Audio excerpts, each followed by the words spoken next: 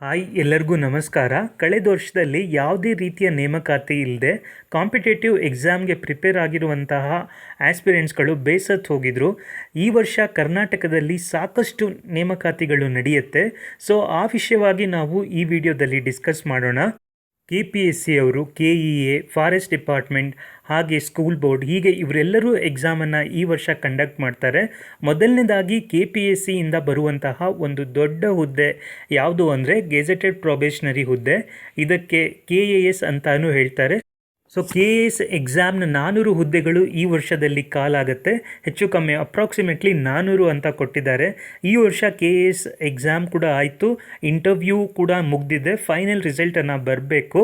ಆದರೆ ಅದನ್ನು ಬಿಡ್ತಾ ಇಲ್ಲ, ಯಾಕಂದರೆ ಅದು ಕೋರ್ಟಲ್ಲಿ ಪೆಂಡಿಂಗ್ ಇದೆ ಆ ಇಶ್ಯೂ. ಅದಕ್ಕೋಸ್ಕರ ಆ ಫೈನಲ್ ರಿಸಲ್ಟ್ ಇನ್ನೂ ಬಿಟ್ಟಿಲ್ಲ.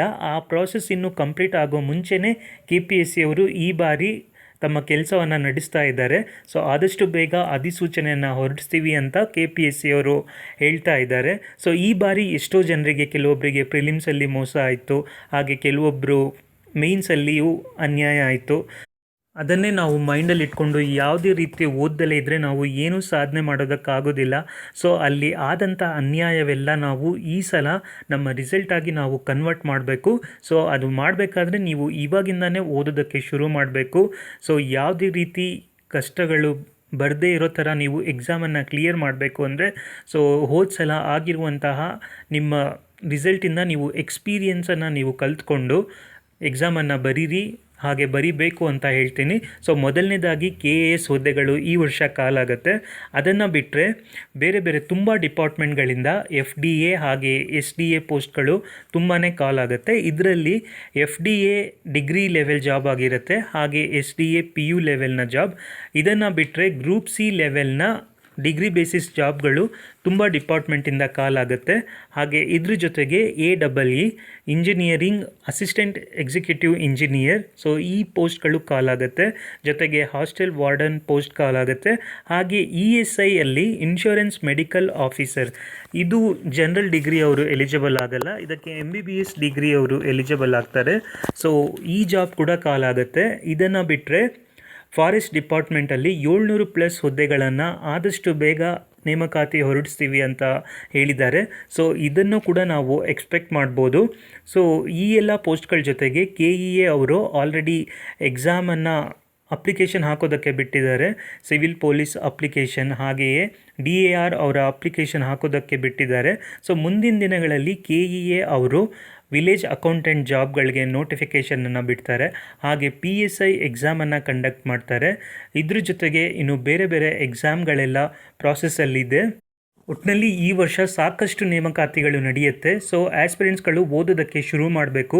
ಇಷ್ಟು ದಿನ ಕಂಟಿನ್ಯೂಸ್ ಆಗಿ ಎಕ್ಸಾಮ್ ಎಲ್ಲ ನಡೀತಿರಲಿಲ್ಲ. ಈ ಕಾರಣದಿಂದ ಎಷ್ಟೋ ಜನ ಓದೋದನ್ನೇ ಸ್ಕಿಪ್ ಮಾಡಿಬಿಟ್ಟಿದ್ದಾರೆ. ಈ ರೀತಿ ಮಾಡಬೇಡಿ. ದಯವಿಟ್ಟು ನಿಮ್ಮ ರುಟೀನನ್ನು ಮುಂಚೆ ಯಾವ ರೀತಿ ಫಾಲೋ ಮಾಡ್ತಿದ್ರಿ, ಡೈಲಿ ನ್ಯೂಸ್ ಪೇಪರನ್ನು ಓದೋದು, ಹಾಗೆ ಡೈಲಿ MCQ ಸಾಲ್ವ್ ಮಾಡೋದು, ಅದನ್ನೆಲ್ಲ ಮತ್ತೆ ನೀವು ಕಲಿಬೇಕು. ನನ್ನ ಚಾನಲಲ್ಲಿ ನಾನು ಕರೆಂಟ್ ಅಫೇರ್ಸ್ ರಿಲೇಟೆಡ್ ವೀಡಿಯೋಸ್ ಎಲ್ಲ ಪೋಸ್ಟ್ ಮಾಡ್ತಾ ಇದ್ದೀನಿ. ಕನ್ನಡ, ಇಂಗ್ಲೀಷ್ ಎರಡರಲ್ಲೂ ಇರುತ್ತೆ. ಸೊ ಕನ್ನಡದಲ್ಲೂ ಕ್ವಶನ್ ಇರುತ್ತೆ, ಇಂಗ್ಲೀಷಲ್ಲಿಯೂ ಇರುತ್ತೆ. ದಯವಿಟ್ಟು ಆ ವಿಡಿಯೋಸ್ ಎಲ್ಲ ನೋಡಿ. ಹಾಗೆ ನಿಮಗೆ ಯಾವುದೇ ರೀತಿ ಡೌಟ್ಸ್ ಇದ್ದರೂ ನನಗೆ ಕಮೆಂಟಲ್ಲಿ ಕೇಳಿ, ನಾನು ಹೆಲ್ಪ್ ಮಾಡ್ತೀನಿ. ಇನ್ಫ್ಯಾಕ್ಟ್ ನಾನು ಸಾಕಷ್ಟು ಎಕ್ಸಾಮೆಲ್ಲ ಕ್ಲಿಯರ್ ಮಾಡಿದ್ದೀನಿ. ನಾನು ಇದೇ ಫೀಲ್ಡಲ್ಲಿ ಇದ್ದೀನಿ. ಸೊ ನೀವು ನನಗೆ ಕೇಳ್ಬೋದು, ನನ್ನನ್ನು ಟ್ರಸ್ಟ್ ಮಾಡ್ಬೋದು. ಈ ಎಲ್ಲ ಜಾಬ್ಗಳ ಜೊತೆಗೆ ಕರ್ನಾಟಕದ ಕೋರ್ಟಲ್ಲಿ, ಡಿಸ್ಟಿಕ್ ಲೆವೆಲ್ ಕೋರ್ಟಲ್ಲಿ ಕೂಡ ಸಾಕಷ್ಟು ಜಾಬ್ಗಳು ಕಾಲಾಗ್ತಾ ಇದೆ. ಸ್ಟೀನೋಗ್ರಾಫರ್ ಆಗಿರ್ಬೋದು, ಅಟೆಂಡರ್, P1 ಈ ರೀತಿ ಪೋಸ್ಟ್ಗಳು 10th ಲೆವೆಲ್ ಮೇಲೆ ಯಾರೆಲ್ಲ ಎಕ್ಸಾಮನ್ನು ಬರೀಬೇಕು ಅಂದ್ಕೊಂಡಿದ್ದೀರಾ, ದಯವಿಟ್ಟು ಆ ವೆಬ್ಸೈಟ್ಗಳೆಲ್ಲ ನೀವು ಅವಾಗವಾಗ ಹೋಗಿ ನೋಡ್ತಾ ಇರಿ. ಸದ್ಯಕ್ಕೆ ಕರ್ನಾಟಕದಲ್ಲಿ ಬೆಂಗಳೂರು ಸಿಟಿ ಸಿವಿಲ್ ಕೋರ್ಟಲ್ಲಿ ಅಟೆಂಡರ್ ಹಾಗೆ P1 ಪೋಸ್ಟ್ಗಳಿಗೆ ಕಾಲ್ ಆಗಿದೆ. ಅದನ್ನು ಬಿಟ್ಟರೆ ಚಿಕ್ಕಮಗಳೂರು ಜಿಲ್ಲಾ ನ್ಯಾಯಾಲಯದಲ್ಲಿ ಕೂಡ ಈ ಪೋಸ್ಟ್ಗಳು ಕಾಲಾಗಿದೆ. ಸೊ 10th ಮೇಲೆಲ್ಲ ಯಾರೆಲ್ಲ ಅಪ್ಲೈ ಮಾಡಬೇಕು ಅಂದ್ಕೊಂಡಿದ್ದೀರಾ, ದಯವಿಟ್ಟು ಈ ಪೋಸ್ಟ್ಗಳಿಗೂ ಅಪ್ಲೈ ಮಾಡಿ. ಒಟ್ಟಿನಲ್ಲಿ ಕೆಲವೊಬ್ಬರು ಅವರ ಕಂಡೀಷನ್ ತುಂಬ ಕಷ್ಟ ಇದ್ದಾಗ ಈ ರೀತಿಯೂ ಮೇಲ್ ಬರ್ಬೋದು. ಚಿಕ್ಕ ಪುಟ್ಟ ಜಾಬ್ಗಳನ್ನು ಫಸ್ಟ್ ಸೇರಿಕೊಂಡು ನೆಕ್ಸ್ಟ್ ಹಂತವಾಗಿಯೂ ಮೇಲ್ ಬರ್ಬೋದು. ಸೊ ಯಾರಿಗೆಲ್ಲ ಫೈನಾನ್ಷಿಯಲಿ ಕಷ್ಟ ಇದೆಯೋ, ಸೊ ನೀವು ಈ ಜಾಬ್ಗಳಿಗೂ ಅಪ್ಲೈ ಮಾಡಿ. ಸೊ ಇದಕ್ಕೆ ಯಾವುದೇ ರೀತಿ ಎಕ್ಸಾಮ್ ಇಲ್ಲ, ಬರೀ 10th ಮಾರ್ಕ್ಸ್ ಮೇಲೆ ಬರೀ 10 ಮಾರ್ಕ್ಸಿಗೆ ನಿಮಗೆ ಇಂಟರ್ವ್ಯೂವನ್ನು ಮಾಡ್ತಾರೆ.